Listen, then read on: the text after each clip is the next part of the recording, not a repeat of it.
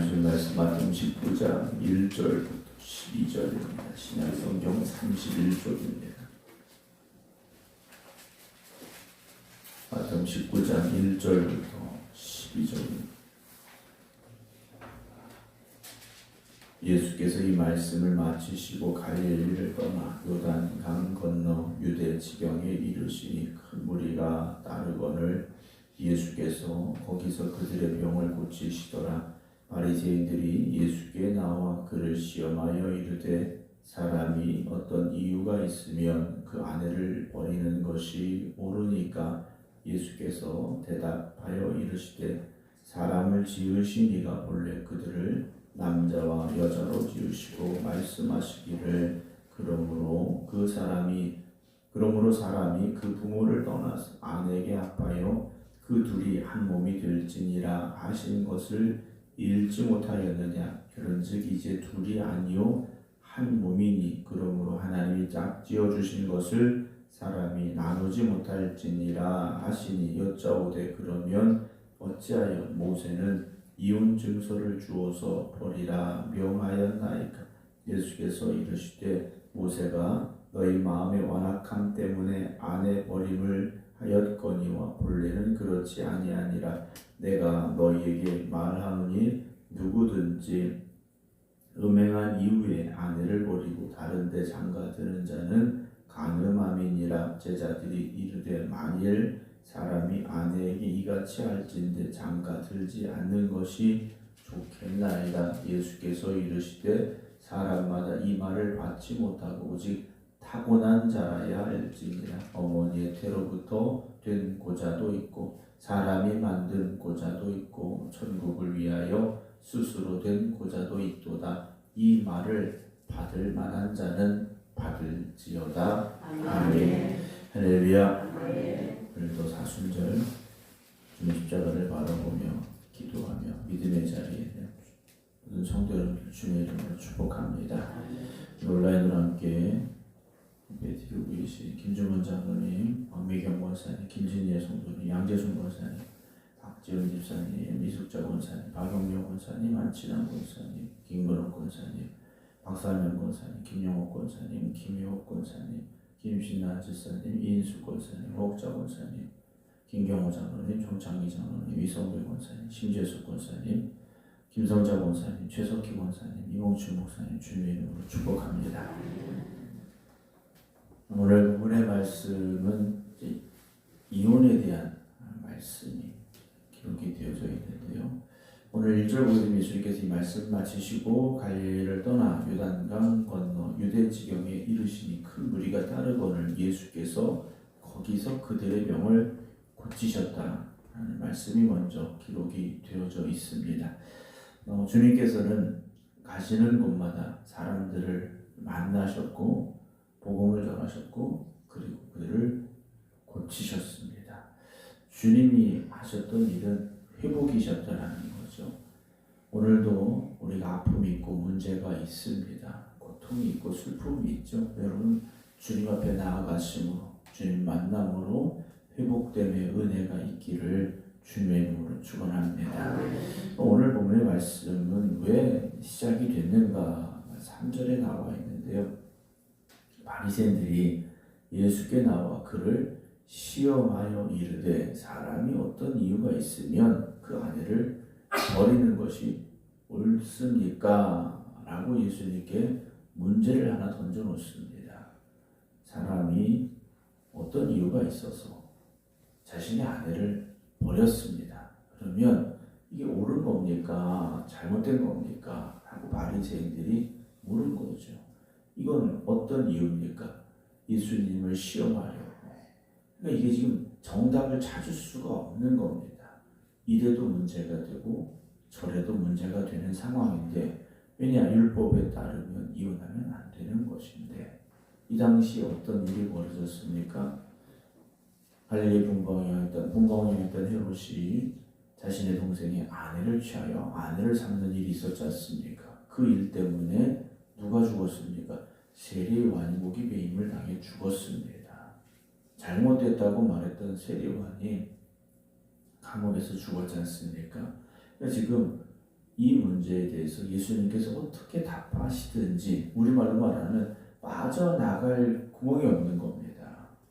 이래도 문제가 되고 저래도 문제가 되는 것. 그래서 이 바리새인들의 이 질문은 이혼에 대한 답을 얻고자 하는 것이 아니라 시험을 준 거죠. 예수님을 곤란하게 만들려고, 곤경에 빠지게 하려고 예수님께 어려운 질문을 하나 한 겁니다. 그럼 예수님의 대답이 무엇이었는가라는 거죠. 사실 요즘 이혼하신 분들이 꽤 많습니다. 그리고 또 재혼하신 가정들도 많고요. 어떤 분 같은 경우는 결혼했으면 그 결혼의 상태를 지켜내려고 했지만 결국 그렇지 못하고 상처만 남은 분들도 있고요. 또 어떤 분들은 가정폭력이 있지 않습니까? 폭력 때문에 가정이 깨어지고 무너진 경우도 있고 정말 마음이 떠나간 이들을 붙잡기 위해서 좀 힘쓰고 애쓰고 노력했지만 결국 지치고 아픔만 남은 분들, 상처만 남은 분들도 있고요.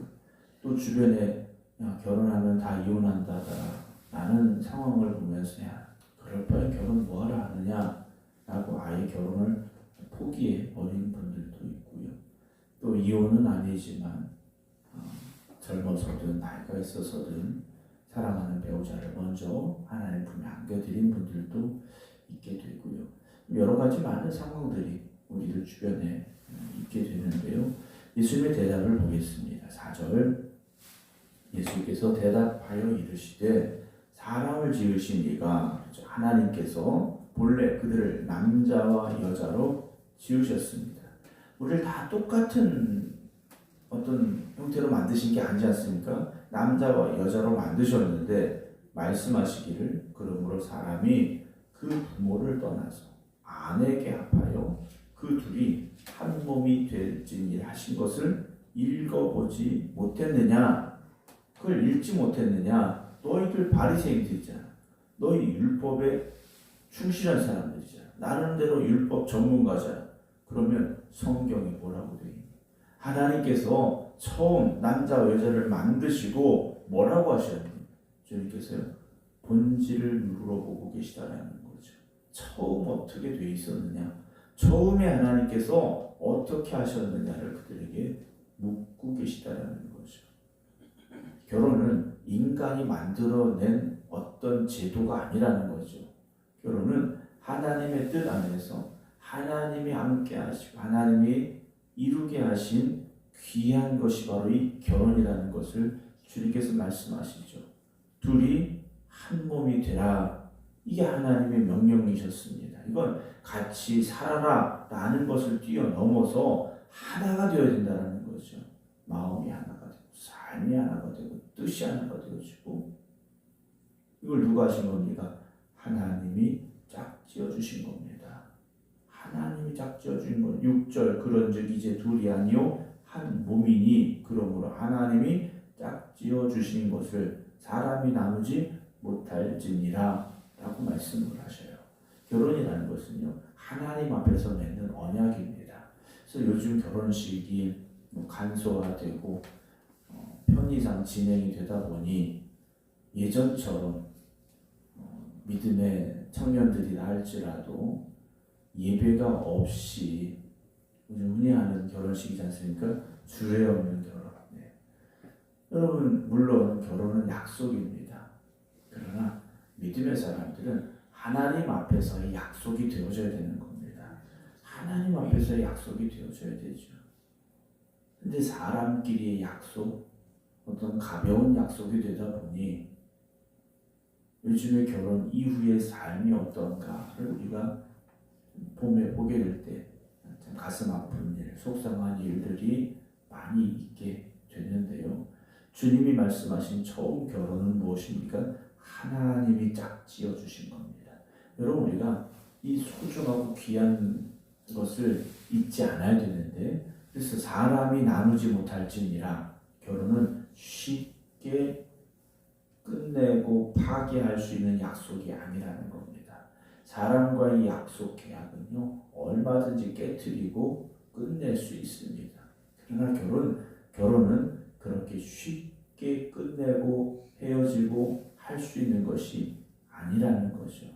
요즘 결혼하면서 많은 사람들이 있습니다. 이혼의 이유가 뭐냐? 이혼하게 될 때 이혼의 이유가 뭐냐? 가장 간편하게 쓰는 게 뭡니까? 성격 차이지 않습니까?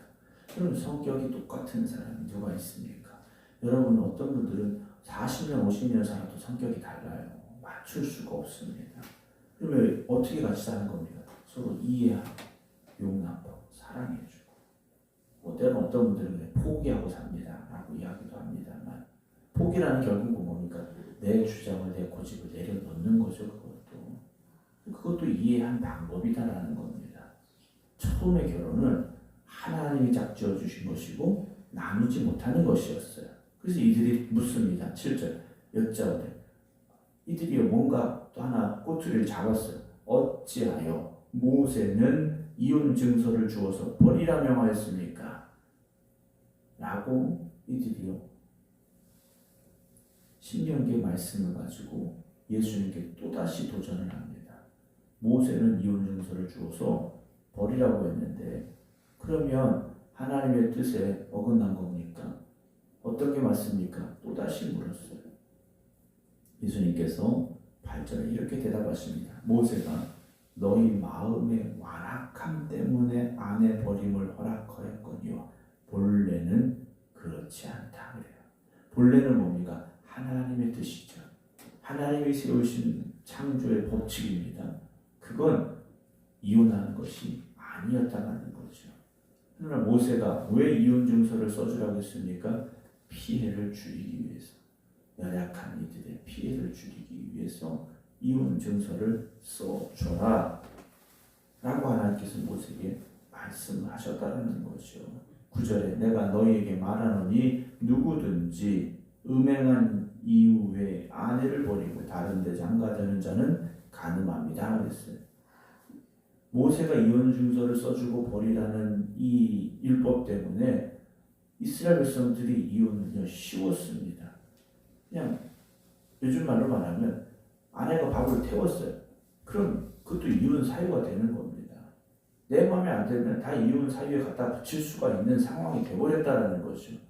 주님은요 그렇게 해서는 안 된다는 겁니다. 음행한 이후에 아내가 음행을 했다, 그것 말고 다른 것 때문에 이혼 증서를 써서 아내에게 주고 아내를 버리고 다른 데 장가드는 자는 이건 간음하는 거다, 이건 범죄다라고 하나님께서 이 바리새인들에게 말씀해주고 계시다라는 거죠. 이혼 증서를 써서 이혼을 하라는 건 최소한의 안전을 보장하는 겁니다. 공동체 안에서 보호받게 하는 겁니다. 가족이나 또는 어떤 이들에게 도움을 받고 보호받을 수 있는 안전장치를 해주었다라는 것을 우리가 받아들여야지, 이걸 악용하고 남용해서는 안 된다. 주님께서 지금 바리새인들에게 말씀해 주고 계시죠. 그랬더니 제자들이 이렇게 말해요. 10절 제자들이 이르되 만일 사람이 아내에게 이같이 할진대 장가들지 않는 것이 좋겠습니다. 제자들 중에 결혼 안 한 사람들도 있었겠죠. 이들이요, 예수님 요즘 말하면 결혼 어렵습니다. 우리 차라리 결혼 안 하는 게 낫겠습니다 라고 예수님께 말씀을 드려요. 예수님께서 11절에 사람마다 이 말을 받지 못하고 오직 타고난 자라야 할지니라, 결혼 안 하는 게 좋겠습니다 라고 한 말을 아무나 받을 수 있는 건 아니다라는 거죠. 12절에 어머니의 태로부터 된 고자도 있고 사람이 만든 고자도 있고, 그 다음에 중요한 문장이 나옵니다. 천국을 위하여 스스로 된 고자도 있도다. 이게 뭡니까? 복음을 위하여 결혼하지 않는 사람이 있는데 라고 말씀을 하시는 거예요. 복음을 전하기 위하여 결혼을 하지 않은 이들이 있을 수 있다 라고 주님께서 말씀을 하고 계십니다. 여러분, 물론 결혼과 결혼하지 않음, 우리는 결혼하지 않으면 뭔가 완전하지 않은 것 같고 부족한 것 같고 문제가 있는 것 같이 생각할 수 있습니다. 그러나 결혼하지 않은 것이 어떤 문제가 있어서 어떤 부족함이 있어서는 아니다라는 것을 우리가 알아야 되죠. 그래서 명절 때가 되면 그런 이야기 하지 않습니까? 결혼 종료기를 지난 이들이 친척집에 방문을 하지 않는다라는 얘기가 나오지 않습니까? 너 언제 결혼할 거니? 너 그 나이 먹고 왜 결혼도 안 했니? 뭐 이런 이야기 듣기 싫어서 안 간다라는 이야기가 있어요.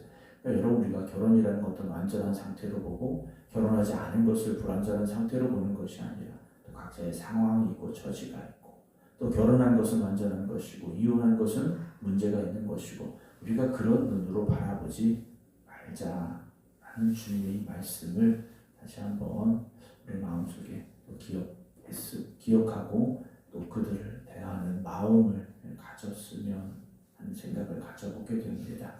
오늘 이 시대에 우리가 어떤 결혼을 지켜내지 못한 어떤 아픔을 가진 이들도 참 많이 있고 또 새로운 희망을 가지고 또 새로운 사랑을 찾아서 또 재혼한 이들도 많이 있습니다. 중요한 것은 어떤 이들을 향한 정죄가 아니고 비난이 아니고 회복이죠. 상처가 회복되고 아픔이 치유되고 그래서 교회가 모든 이들을 품어 안을 수 있어야 됩니다. 어떤 다양한 상황들이 있지 않습니까? 우리가 이게 정답이다라고 딱 내어놓을 수 없지 않습니까? 각자를 이해하고 포용하고 용납해주고 사랑해줄 수 있다면 그것이 진정한 회복과 치유를 이루어가는 그런 교회의 모습이다라고 생각을 하게 됩니다. 오늘도 우리 가정을 위해서 여러분들의 가정을 위해서 또 특별히 자녀들을 위해서 자녀들의 가정을 위해서 이렇게 기도하시고 정말 하나님의 은혜가 충만한 삶 하나님의 사랑이 넘쳐나는 가정 때로는 아픔과 상처받은 이들이 치유되고 회복되는 그런 우리 교회가 될 수 있도록 여러분 기도하시고 또 힘써 주시기를 주님의 이름으로 축원합니다. 기도하겠습니다. 사순절 10번째 기도하며 안근영 권사님 예물 드립니다. 주님 앞에 믿음과 감사함으로 또 간절한 기도의 제목으로 간구하며 예물 드리오니 하나님 응답하시고 역사하여 주시옵소서. 오늘도 주신 말씀을 마음에 새기며 함께 기도드립니다. 가정의 문제로 아픔을 당한 이들, 상처받은 이들 주님 저들을 위로하시고 치유하시고 회복시켜 주시옵시고 정말 믿음 안에서 하나됨을 지켜갈 수 있는 또 힘과 능력과 지혜를 저에게 더하여 주시옵소서. 특별히 교회 안에 아픔 있는 이들을 위하여 기도합니다. 주님 저들의 아픔을 위로하여 주시옵시고 주님 안에서 회복되게 하시고 주님 안에서 치유되게 하여 주시어서 은혜와 사랑이 넘치는 주님의 몸된 교회가 되게 하여 주시옵소서. 어떤 상황 때문에 누군가를 정죄하고 비난하는 저희들이 되지 않게 하여 주시고 그들의 아픔과 상처와 그들의 문제를 이해하고 또 보듬어 안아주고 위로할 수 있는 저희들이 되게 하여 주시어서 아픔과 상처 있는 이들이 들어와 치유되고 회복되는 우리 생극교회가 되게 하여 주시옵시고 사랑함으로 인하여서 하나님의 뜻을 온전히 이루어갈 수 있는 우리 교회가 또 모든 성도들이 되게 하여 주시옵소서. 사순절 기간을 보내고 있습니다. 늘 깨어 기도하는 이들이 더욱 힘써 기도합니다. 주님 함께하여 주시옵시고 저들의 간절한 기도에 응답하시고 역사하여 주시옵소서. 특별히 질병으로 고통당하는 이들을 위하여 함께 기도드립니다. 주님 저들을 붙잡아 주시고 저들을 어루만져 주시옵시사 저들의 질병과 아픔이 저들의 고통이 속히 치유되게 하시고 회복되게 하여 주시어서 건강함을 회복하게 하시어서 주님이 부르신 사명의 자리에서 충성된 일꾼으로 다시 일어설 수 있도록 주님 역사하여 주시옵소서.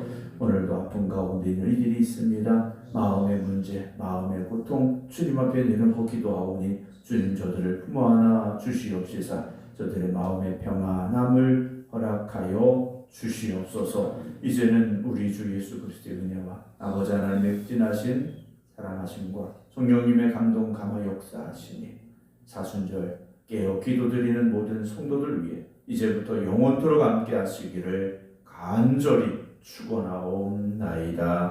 아멘.